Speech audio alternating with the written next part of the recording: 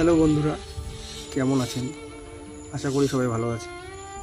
আজকে আর আমি আপনাদের সামনে কোনো কমেডি ভিডিও করার জন্য আসিনি, কারণ আজকে আমার মনটা খুব খারাপ।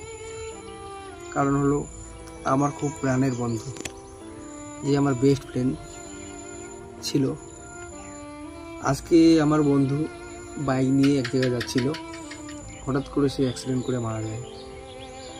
তো আপনাদের সবাইকে বলবো, খুব সাবধানে বাইক চালাবেন। আর আমি আপনাদেরকে ওই সিসিটিভি ক্যামেরাতে যে রেকর্ডিংটি হয়েছিল বাইক অ্যাক্সিডেন্টের সময়, সেই ভিডিওটি আপনাদেরকে দেখাতে চাই। দেখো তোমরা ভিডিওটা।